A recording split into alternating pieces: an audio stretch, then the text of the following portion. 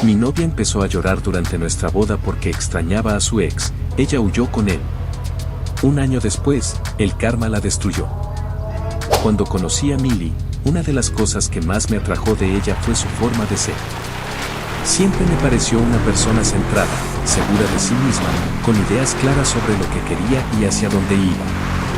No era impulsiva ni caótica, al contrario, solía analizar las cosas antes de tomar decisiones importantes. Esa estabilidad fue, durante mucho tiempo, uno de los pilares de nuestra relación. Desde los primeros años, Millie hablaba abiertamente del matrimonio.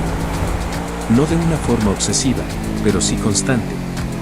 Le gustaba imaginar cómo sería su boda, cómo se vería el lugar, el tipo de flores, el vestido, incluso detalles pequeños como la música o la iluminación. Decía que desde niña había soñado con ese día y que para ella no era solo una ceremonia, sino un símbolo de compromiso, de proyecto de vida, de seguridad emocional. Yo la escuchaba con atención y cariño, aunque siempre fui más reservado con ese tipo de fantasías. Con el tiempo, nuestra relación se fue consolidando. Vivíamos juntos desde hacía casi 2 años, compartíamos gastos, responsabilidades, rutinas. No éramos una pareja perfecta, pero sí una pareja funcional. Discutíamos, como cualquier otra, pero sabíamos resolver los conflictos sin gritos ni rupturas impulsivas. Por eso, cuando decidí pedirle matrimonio, lo hice convencido de que era el paso correcto. Planeé la propuesta con cuidado. No fue algo extravagante, pero sí significativo para ambos. Cuando le pedí matrimonio, Millie reaccionó exactamente como imaginé, lloró, sonrió, me abrazó con fuerza y dijo que sí casi de inmediato. Durante las primeras semanas, parecía radiante.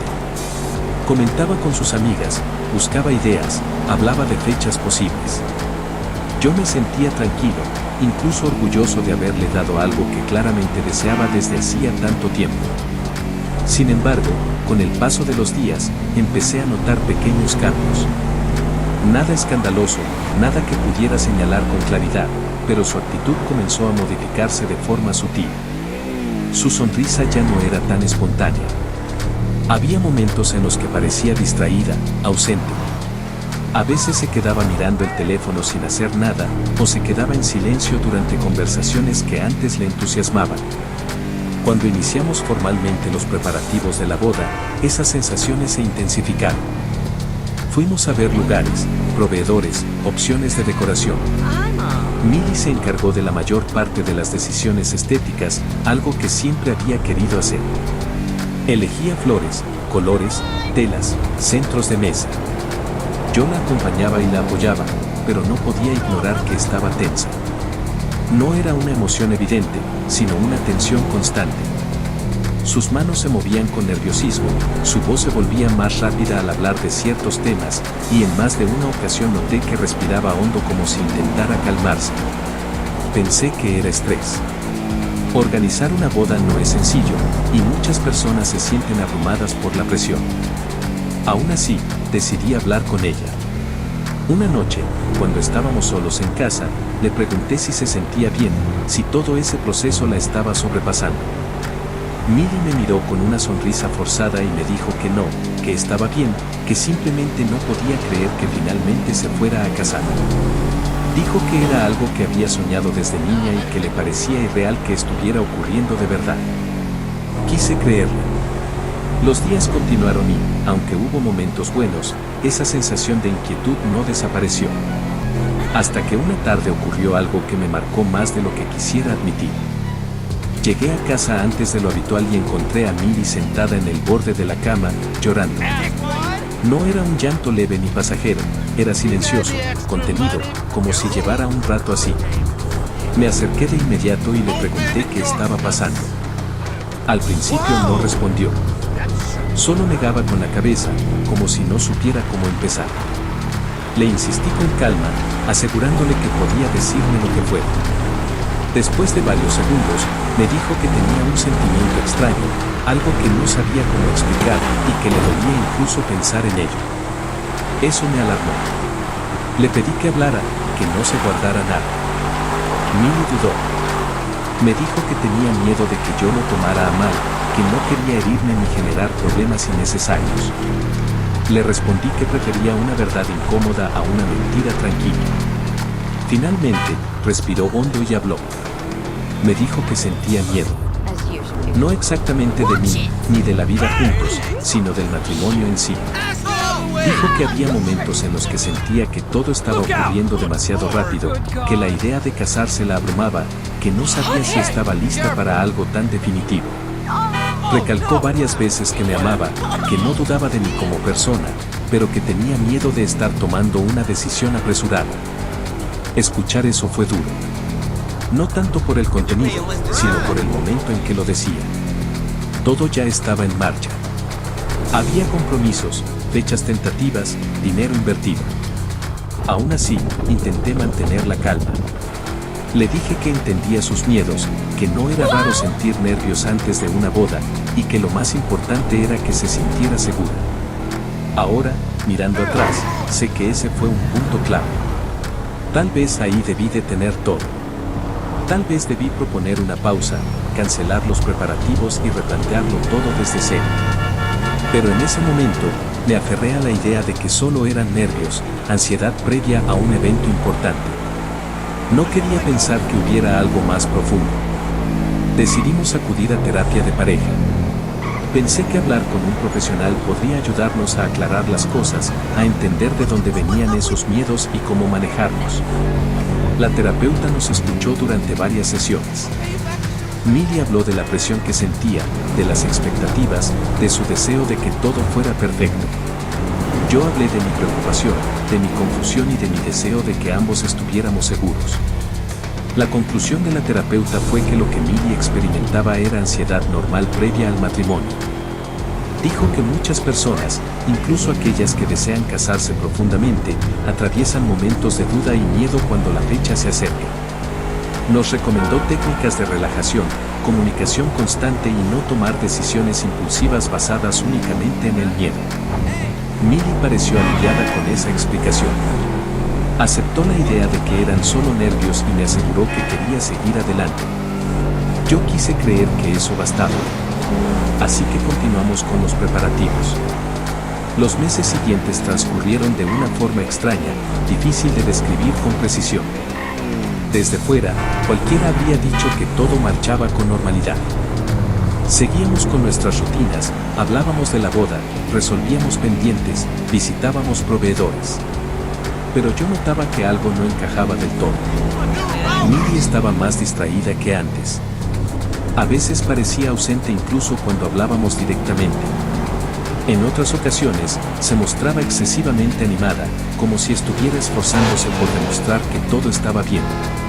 Con el tiempo entendí que no era una alegría natural, sino algo que intentaba sostener. Era como si tuviera miedo de detenerse y pensar demasiado. No era constante. Había días buenos, en los que reíamos, hacíamos planes y la sentía cercana, y otros en los que se encerraba en sí misma. Yo seguía atribuyéndolo al estrés. Me repetía que era normal, que muchas personas se sienten así antes de una boda, que no tenía sentido alarmarme por cada cambio de humor. Pero una semana antes de la boda ocurrió otro episodio que volvió a inquietarme. Llegué a casa por la tarde y la encontré en la sala, sentada en el suelo, con la espalda apoyada contra el sofá. Estaba llorando con intensidad, sin intentar ocultarlo. Me acerqué de inmediato y me senté junto a ella. Le pregunté qué pasaba, si había ocurrido algo específico. Al principio no respondió. Luego, con la voz entrecortada, dijo que no era nada grave, que solo estaba sensible. Insistí, recordándole que habíamos prometido ser honestos el uno con el otro. Millie respiró hondo varias veces y me dijo que los nervios habían regresado, que de pronto había sentido una oleada de ansiedad, pero que ya estaba pasando. Le pregunté directamente si quería cancelar o posponer la boda. No lo hice con reproche, sino con genuina preocupación. Ella negó de inmediato. Me dijo que no, que estaba bien, que no era una duda real, solo miedo pasajero. Repitió que todo estaba bien, que no había nada de qué preocuparse. Quise creerle otra vez. Lo extraño fue que, a partir de ese momento, algo cambió. 3 días antes de la boda, Milly parecía una persona distinta. Se levantaba con energía, sonreía de forma natural, hablaba con entusiasmo. Dijo que los nervios se habían ido, que ahora lo único que sentía era emoción. Comentaba detalles finales, hacía bromas, incluso planeaba qué haríamos después de la luna de miel. Ese cambio me tranquilizó. Pensé que, finalmente, había superado la etapa difícil. Me sentí aliviado, como si hubiera pasado una tormenta que amenazaba con arruinarlo todo, pero que al final se disipó. Empezó a bromear sobre cosas triviales. Decía, riendo, que su único miedo real ahora era no saber cocinar bien para su hombre. Yo me reía con ella, aunque esa forma de hablar me resultaba un poco extraña, como si estuviera interpretando un papel. Aún así, preferí no darle vueltas. Un día antes de la boda, por la noche, decidí hablar con ella una vez más. No quería que llegáramos al día siguiente con dudas no resueltas. Le pregunté directamente cómo se sentía, si estaba segura, si había algo que quisiera decirme antes de dar ese paso. Milly me miró con una sonrisa tranquila y me dijo que estaba bien. Dijo que sí sentía nervios, pero que eran normales, que no había nada de qué preocuparse. Luego agregó, en tono de broma, algo que en su momento no tomé en serio. Tranquilo, me dijo. Si me siento muy nerviosa, beberé unas copitas para relajarme. Espero no llegar ebria. Reímos. Sonó como un comentario ligero, una forma de quitarle peso a la tensión. No imaginé que esas palabras se quedarían grabadas en mi memoria de una forma tan distinta. Llegó el día de la boda. La ceremonia se celebraría en un jardín amplio, al aire libre, con una decoración sencilla pero elegante. Habíamos cuidado cada detalle. Las flores estaban dispuestas con armonía, la música sonaba suave, los invitados llegaban poco a poco, saludándonos con sonrisas y felicitaciones. Todo parecía en orden. Yo estaba nervioso, por supuesto, pero era un nerviosismo distinto. Era emoción, expectativa. Sentía que estaba a punto de comenzar una nueva etapa de mi vida. Mis amigos me acompañaban, mi familia estaba presente, todo parecía alinearse. Milly se preparaba en una habitación cercana con sus amigas y familiares. No la vi hasta que llegó el momento de la ceremonia. Cuando la música cambió y todos se pusieron de pie, sentí ese nudo en el estómago que siempre describen en las bodas. Entonces la vi. Su padre la llevaba del brazo, avanzando lentamente hacia el altar. Milly estaba hermosa. Su vestido era sencillo, pero le quedaba perfecto. Desde lejos, sonreía. Sin embargo, algo llamó mi atención de inmediato. La expresión de su padre.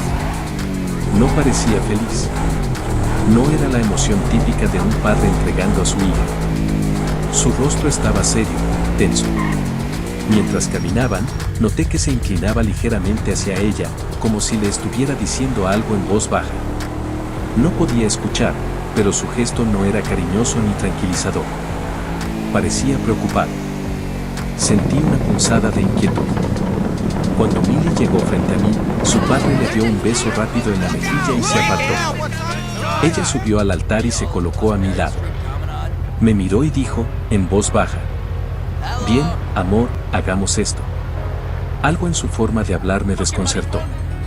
Arrastró un poco las palabras, apenas perceptible, pero suficiente para que lo notara. Me incliné ligeramente hacia ella y fue entonces cuando lo sentí con claridad. Su aliento olía a alcohol. No era un aroma leve o dudoso. Era evidente. En ese instante, supe que algo andaba mal. La ceremonia continuó, aunque algo en el ambiente ya había cambiado. Cuando empezamos a decir los votos, no solo yo noté que Milly arrastraba las palabras. Varias personas lo hicieron. Su voz no era firme ni clara, había pausas extrañas, entonaciones irregulares. Algunos invitados intercambiaron miradas incómodas, como si no supieran si aquello era nerviosismo extremo o algo más. Yo intenté concentrarme en mis propias palabras. Tenía los votos memorizados, pero en ese momento todo sonaba lejano, como si estuviera hablando en automático. Cuando fue el turno de Milly, tomó aire varias veces antes de empezar. Dijo las primeras frases con dificultad y a mitad de los votos su voz se quebró. Al principio pensé que era emoción. Es común que alguien llore en una boda. Pero esto no fue un lagrimeo contenido ni una pausa para recomponerse. Millie empezó a llorar de forma descontrolada. Su cuerpo se tensó, sus hombros temblaban y apenas podía respirar con normalidad. El llanto no disminuía, al contrario, se intensificaba. Dejó de leer. Bajó el papel, lo soltó y comenzó a repetir una y otra vez. Perdón, lo siento, perdón, lo siento. No entendía qué estaba pasando. Miré al oficiante, luego a los invitados. Todo el mundo estaba en silencio absoluto. Nadie sabía cómo reaccionar. Me acerqué un poco a ella y le pregunté en voz baja qué ocurría, si se sentía mal, si necesitaba sentarse. Ella negó con la cabeza mientras seguía llorando. Volví a preguntarle, ya sin poder ocultar la confusión y la angustia. Le dije qué estaba pasando, por qué decía esas cosas. Entonces, entre sollozos, habló. Perdón, pero no puedo, dijo. No puedo. Le pedí que me mirara, que me explicara. Su respiración era irregular. Se llevó una mano al pecho y dijo, casi gritando entre lágrimas. Aún lo extraño. Lo extraño tanto. Se suponía que él y yo estaríamos aquí. Lo extraño tanto. Sentí como el mundo se detenía. Nadie se movió. Nadie habló. Los invitados estaban completamente paralizados. Algunos se llevaron las manos a la boca, otros bajaron la mirada. Yo no lograba procesar lo que acababa de escuchar. Le pregunté a quién se refería. Mi voz salió más alta de lo que pretendía, cargada de incredulidad. ¿De qué estás hablando? ¿A quién extrañas? Ella levantó la mirada, con los ojos enrojecidos, y dijo. Lo extraño a él. A Miguel. En ese instante sentí que algo dentro de mí se rompía. Miguel era su exnovio. Habían terminado hacía más de 3 años. Sabía de su existencia, por supuesto, pero siempre entendí que era parte de su pasado, una relación cerrada. Nunca imaginé que ese nombre aparecería ahí, en ese momento, frente a todos. Mi mente no podía comprenderlo. 3 años. Todo ese tiempo juntos, viviendo, planeando una vida, una boda. No entendía cómo, después de tanto, ella seguía sintiendo eso. Millie continuó hablando, sin que nadie pudiera detenerla. Lo extraño tanto, repetía. Él era el amor de mi vida. Siempre lo fue. Cada palabra caía como un golpe. Sentí una mezcla de emociones que no sabía cómo manejar. Tristeza profunda, humillación, una vergüenza que me quemaba por dentro al saber que todo esto estaba ocurriendo frente a familiares, amigos, personas que habían venido a celebrar nuestra unión. Antes de que pudiera decir algo más, su actitud cambió de forma abrupta. De repente, empezó a golpearme el pecho con ambas manos, sin fuerza extrema, pero de manera insistente. Me empujaba mientras lloraba y gritaba frases inconexas. El oficiante intentó acercarse, pero se detuvo al ver la intensidad del momento. Es tu culpa, decía. Todo es tu culpa. Intenté tomarle las manos para que se calmara, pero se soltó con brusquedad. Por tu culpa no estoy con él, gritó. Él me habló hace meses, cuando supo que me casaría, y yo lo ignoré por serte fiel a ti. Me hice la correcta, la santa, pero en realidad lo quiero a él, no a ti. Sentí como la tristeza empezaba a transformarse en algo distinto. Una rabia contenida que llevaba meses acumulándose sin darme cuenta. Tú no eres como él, continuó. Te odio. Ahí algo dentro de mí se quebró por completo. Pasé de la incredulidad a la ira en cuestión de segundos. Ya no me importaba el lugar, ni los invitados, ni el momento. Todo lo que había tratado de sostener se vino abajo. Le respondí alzando la voz, sin poder controlarla. Entonces lárgate con ese idiota, le dije. ¿Qué demonios haces aquí?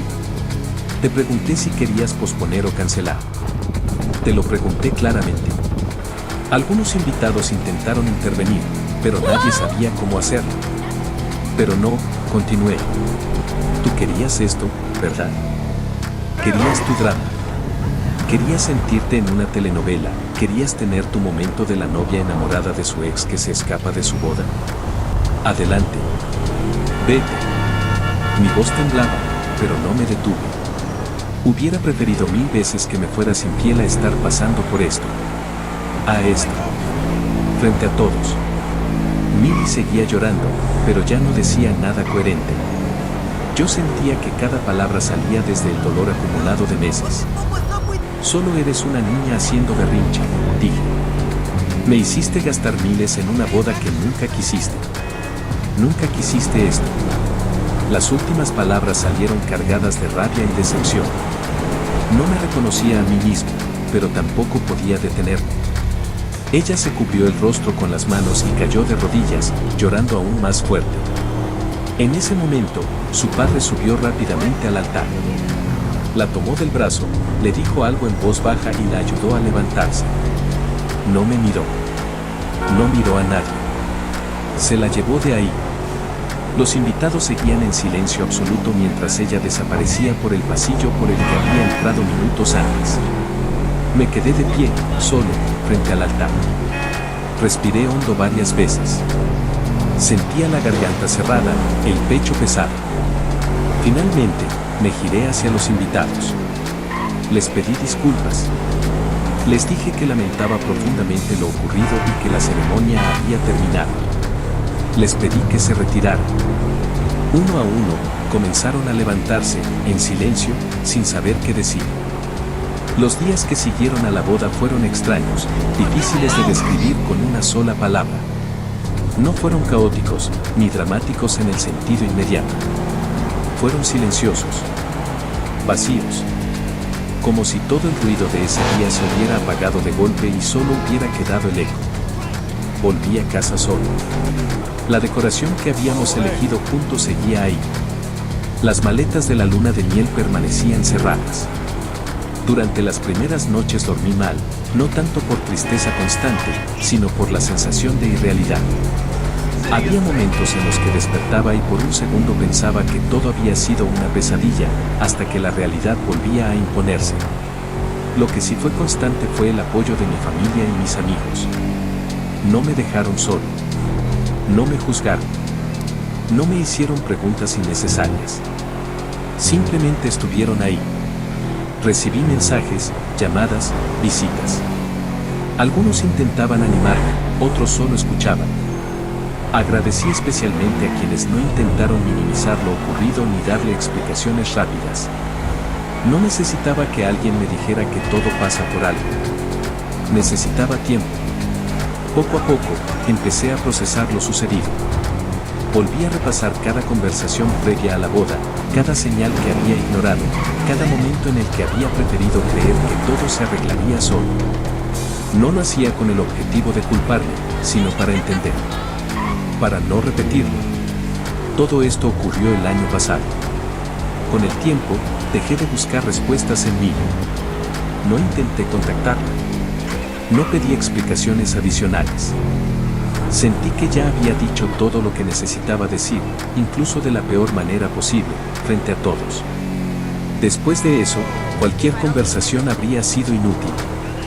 Meses más tarde supe, por terceros, que Milly estaba con Miguel. No me sorprendió. De hecho, era casi lo esperado. Lo que sí me llamó la atención fue la forma en que ella empezó a mostrarse públicamente. Yo no la seguía en redes sociales, pero algunos amigos me comentaron lo que veían. Al principio dudé en escuchar, pero la curiosidad terminó ganando. Milly comenzó a publicar con frecuencia en Instagram. Fotos, historias, videos. Mostraba cómo vivía con Miguel, cómo decoraban su casa, cómo cocinaban juntos, cómo hacían planes. Con el tiempo, esos contenidos se volvieron más elaborados, casi como un diario en video. Ella hablaba a cámara, contaba su día, mostraba detalles de su vida cotidiana. De forma inesperada, empezó a ganar seguidores. No eran miles, pero sí suficientes como para que se notara.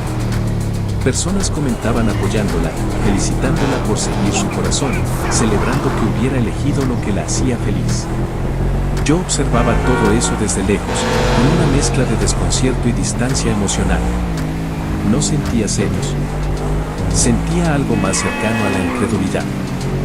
Me parecía extraño ver cómo una historia que para mí había sido devastadora se transformaba, para otros, en un relato romántico y superficial.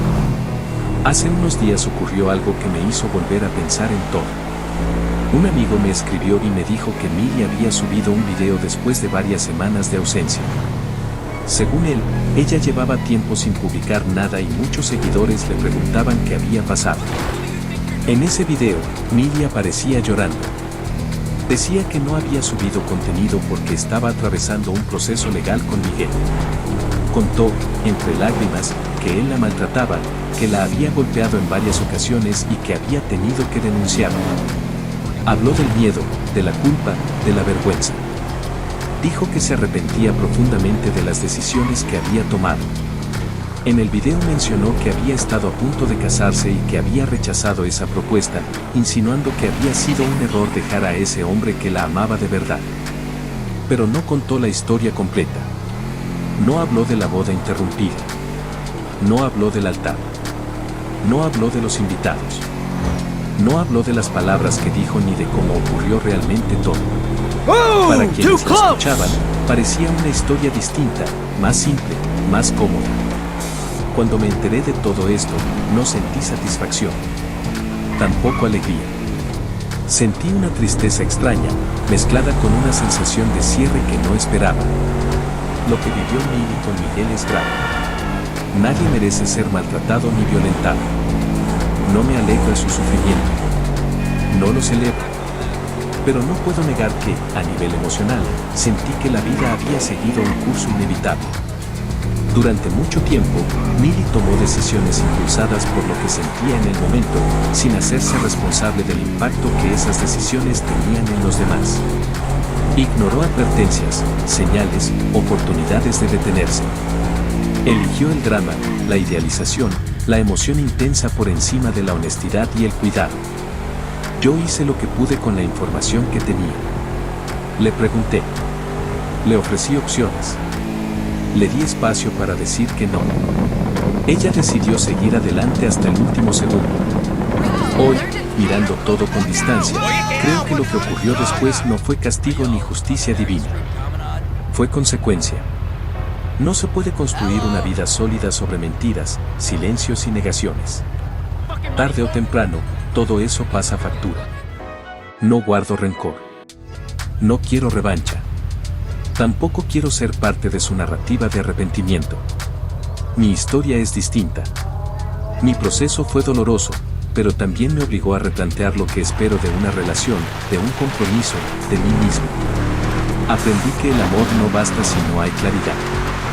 Que los silencios prolongados son más peligrosos que las discusiones incómodas. Que cancelar una boda a tiempo, por doloroso que sea, siempre es mejor que destruir a alguien frente a todos.